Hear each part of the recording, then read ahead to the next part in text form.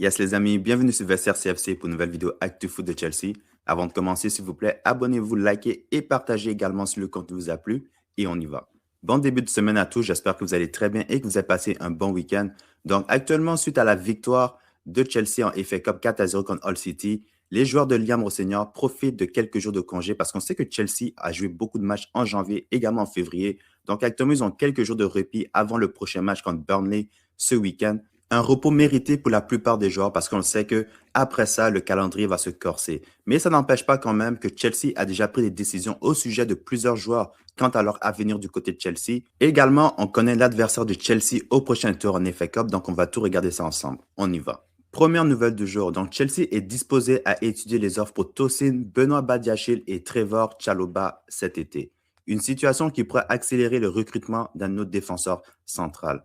Donc, honnêtement, je pense que ce n'est pas une surprise pour ces défenseurs qu'on voit sur la liste actuellement. Peut-être pour moi, Trevor Chalobah, ça devrait être un défenseur qu'on devrait peut-être garder. Parce que je pense que Trevor Chalobah, dans le bon rôle, c'est un joueur qui est très utile à Chelsea. Mais Badiachil et Tosin, d'après moi, il devrait se faire vendre. C'est même pas une option, d'après moi. Et également, à ce qui paraît, l'information aurait été déjà partagée à Chalobah et son camp, comme quoi qu'il va être vendu l'été prochain et qu'il y a deux équipes actuellement de Première Ligue qui sont intéressées par le défenseur central anglais. Donc, on parle de Newcastle et de West Ham.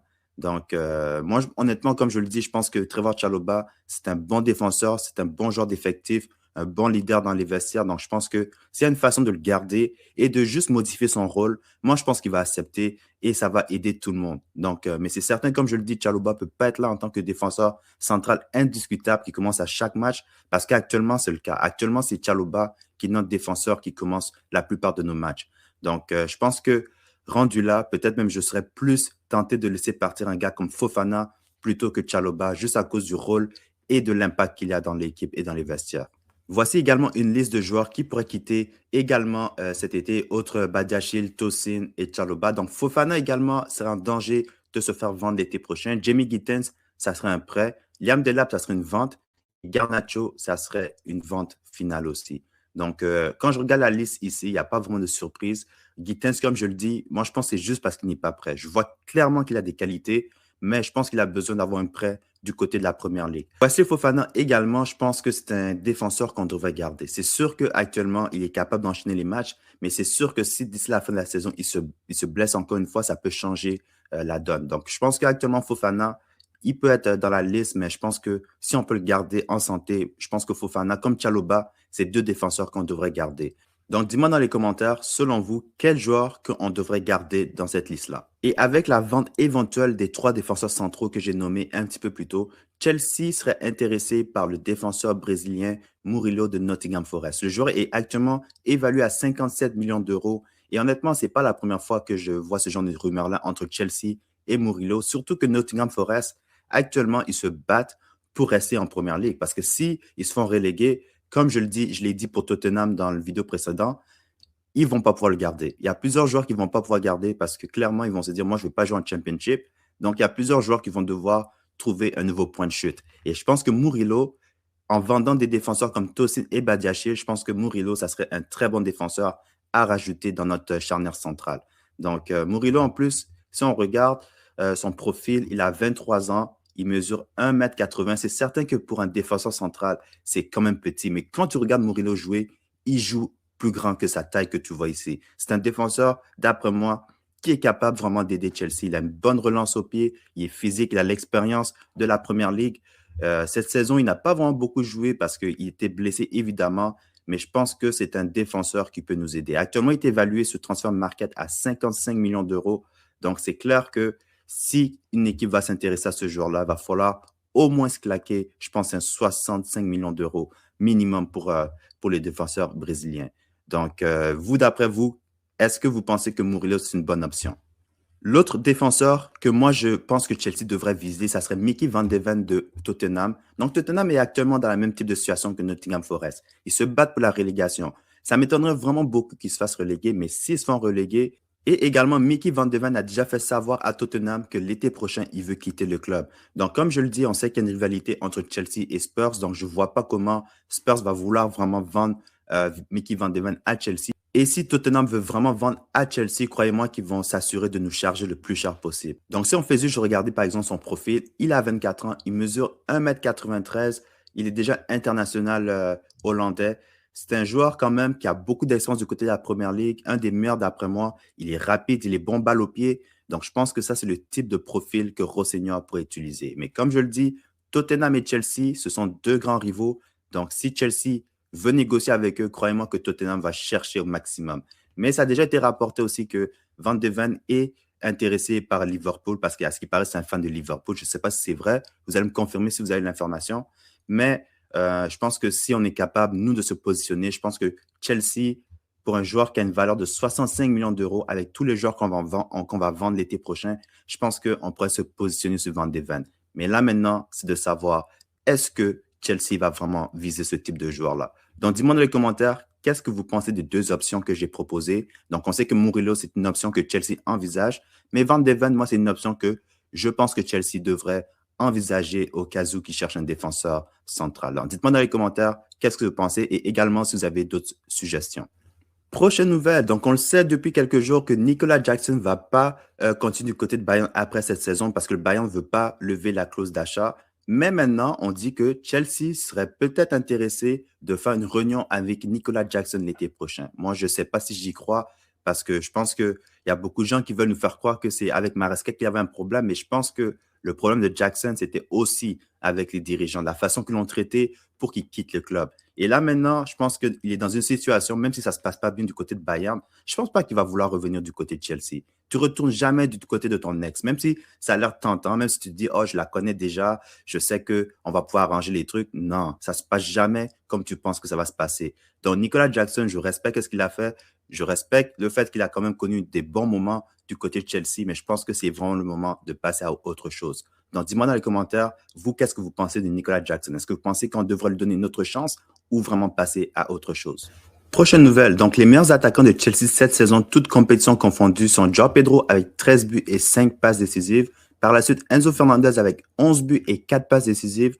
Pedro Neto avec 10 buts et 4 passes décisives. Et Cole Palmer avec 9 buts et 3 passes décisives. Honnêtement, très bonne contribution de la part des attaquants de Chelsea. Surtout Enzo Fernandez, il me surprend beaucoup dans son jeu cette saison, son côté offensif qu'il apporte à l'équipe. João Pedro, la qualité qu'il montre ces temps-ci, c'est vraiment, vraiment impressionnant. J'espère que ça va continuer parce que d'après moi, on n'a même pas encore vu le meilleur de João Pedro. Pedro Neto, d'après moi, oui, il y a beaucoup de ses buts ou de contributions qui viennent dans d'autres compétitions, mais je trouve que c'est un joueur qui est quand même très important à Chelsea. Et Cole Palmer, il n'a pas joué la majorité de la saison à cause de blessures. Petit à petit, on commence à revoir le meilleur de Cole Palmer. Donc, je pense vraiment pour la fin de la saison, c'est de bon augure pour le côté offensif de Chelsea. Et si on compare les buteurs cette saison avec João Pedro et les autres buteurs en Première Ligue, donc on voit que Haaland, il a marqué 22 buts avec 3 pénaltys. Igor Thiago, qui a marqué 17 buts avec 6 pénaltys. Antoine Semenyo, qui a marqué 13 buts avec 1 pénalty. Ekitike, 10 buts, aucun pénalty. Et João Pedro, la même chose, aucun pénalty. C'est vraiment impressionnant parce que João Pedro aussi, il peut prendre les pénaltys. Mais c'est Enzo Fernandez qui prenait les pénaltys devant lui lorsque Cole Palmer n'était pas là. Et par la suite, à Cole Palmer qui est revenu, mais c'est João Pedro qui avait créé les pénaltys pour lui. Donc, d'après moi, si João Pedro prenait les pénaltys, il serait plus haut dans le classement. Mais quand même, Tammy Abraham demeure le dernier joueur de Chelsea à avoir marqué 15 buts sans pénalty lors d'une saison en Première Ligue.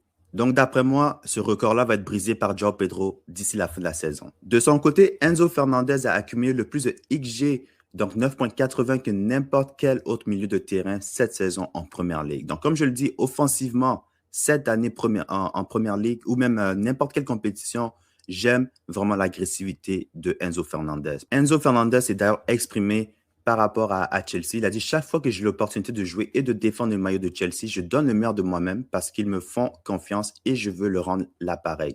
Je tiens à remercier tous les supporters de Chelsea qui me témoignent toujours leur amour. Moi, honnêtement, ce que j'aime des Argentins, ce sont des gens, ils ont le cœur. Et quand vraiment c'est le moment de jouer au football, tu vois vraiment qu'ils laissent tout sur le terrain. C'est pour ça que moi, j'adore vraiment Enzo Fernandez. Donc, dis-moi dans les commentaires, qu'est-ce que vous pensez de Enzo Fernandez cette saison? Prochaine nouvelle. Donc, selon plusieurs nouvelles, Chelsea qui était intéressé par Adam Wharton ont déjà décidé de plus poursuivre le joueur de Crystal Palace parce qu'ils veulent mettre en priorité Valentin Barco. Et d'après moi, c'est la meilleure décision parce que Valentin Barco, C'est un excellent joueur. Je sais que Wharton également, c'est un bon joueur. Mais je pense que Barco, la différence, c'est qu'évidemment, il est déjà dans la famille Bluco. Il connaît Rosseignor. C'est un joueur polyvalent. Et d'après moi, si Rosseignor a le choix entre Wharton et Barco, il va toujours choisir Barco. Et en plus, là, n'oubliez pas qu'on a déjà des Argentins dans notre équipe. On a Enzo Fernandez, on a Garnacho. D'après moi, Garnacho, il ne va pas rester à long terme.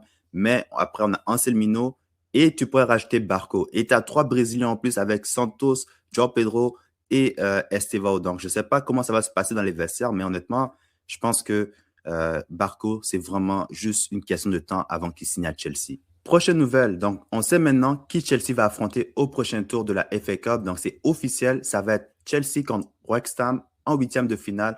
Le match va se jouer encore une fois à l'extérieur de Stamford Bridge.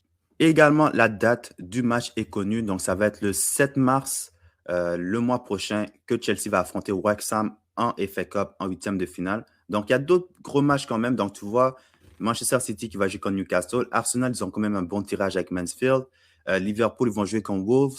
West Ham, ils vont jouer contre soit Brentford ou Macclesfield.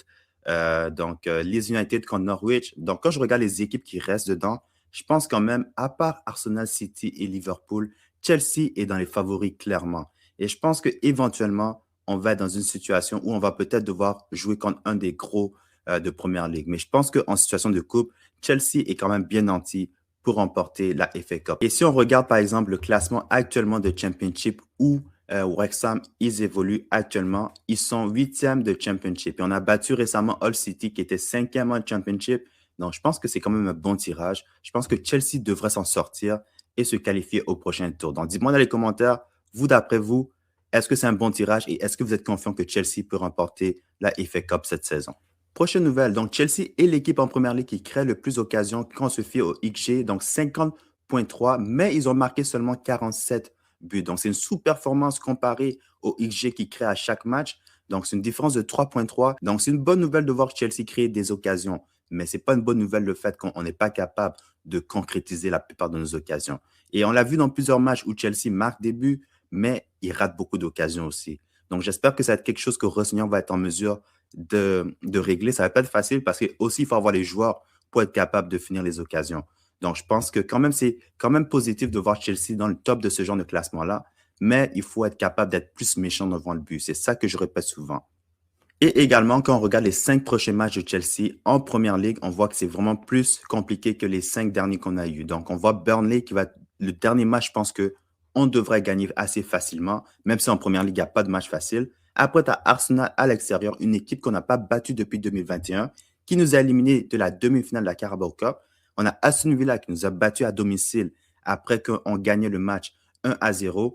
On a Newcastle qu'on doit aussi les battre parce qu'évidemment, ils sont derrière nous. Ils nous courent après pour la place au top 5 ou au top 4 pour la Ligue des Champions. Et on a Everton à l'extérieur qui ne sera pas un match facile dans leur nouveau stade. Donc, je pense que ça va être vraiment 5 matchs qui vont être très importants pour Chelsea, mais on va en savoir beaucoup par rapport à Chelsea et à Rosseignol après ces 5 matchs. Et actuellement, quand on regarde le classement en Première Ligue, Chelsea est 5e avec 44 points, avec 1 point de retard sur Manchester United, est à Liverpool qui est tout juste derrière nous avec 2 points de retard, est à Brentford qu'on ne parle pas beaucoup mais ils sont juste à 4 points de Chelsea. Donc d'après vous, après 26 matchs, il reste maintenant 12 matchs à la saison. Où vous pensez que Chelsea va finir la saison en Première Ligue? Donc ceci conclut l'actu autour de Chelsea. Donc dis-moi dans les commentaires, vous, quel joueur que vous pensez que Chelsea devrait vendre l'été prochain, peu importe le poste. Également, c'est quel défenseur central que Chelsea devrait viser pour vraiment remplacer les défenseurs qu'on va vendre l'été prochain. Également, il y a Nicolas Jackson qui aurait peut-être une deuxième chance du côté de Chelsea. Est-ce que vous pensez que c'est la bonne solution ou bien il faut vraiment le vendre l'été prochain? Abonnez-vous, likez, partagez et on se retrouve dans un prochain vidéo.